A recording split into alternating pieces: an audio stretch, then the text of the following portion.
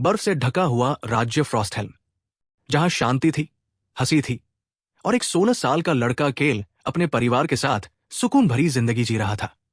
उसे नहीं पता था कि एक ही रात उसकी पूरी दुनिया जलने वाली है। उस दिन आसमान खून की तरह लाल हो गया। अचानक आग की लपटों के बीच एक रहस्यमयी समूह ने गांव पर हमला कर दिया। The amber Wolves. कोई वजह नहीं, कोई चेतावनी नहीं।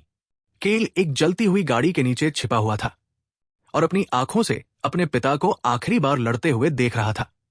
मरते वक्त उसके पिता ने केल के हाथ में एक छोटा सा चांदी का खंजर थमाया और कहा, डॉन ब्लेड नफरत नहीं, रोशनी का रास्ता चुनता है। अगले ही पल उसके पिता की मौत हो गई। उस दिन केल ने एक कसम खाई, एम्बर वुल्व्स को खत्म करने की। भूखा, अकेला और ठंड से कांपता केल बर्फीले जंगलों में भटकता रहा।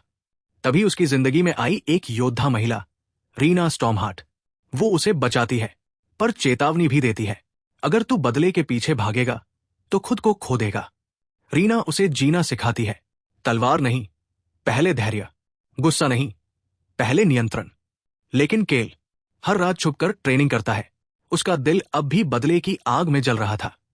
यात्रा के दौरान दोनों को एक पूर्व एम्बर वुल्फ मिलता है और यही पहली सच्चाई सामने आती है। एम्बर वुल्व्स लुटेरे नहीं है, वो किसी चीज की तलाश में है, द डॉन सिगिल। और वो सिगिल केल के पिता के पास था। एक लड़ाई के दौरान जब केल की यादें टूट पड़ती है तो उसके अंदर से एक रहस्यमयी शक्ति जागती है, अरोरा पल्स, रोशनी से बनी ताकत जो भावनाओं से चलती है। रीना डर जाती है और कहती है, नफरत में इस्तेमाल की गई रोशनी आग बन जाती है। कुछ समय बाद केल का सामना एक एम्बर वुल्फ सैनिक से होता है। एडेन सिर्फ 16 साल का था।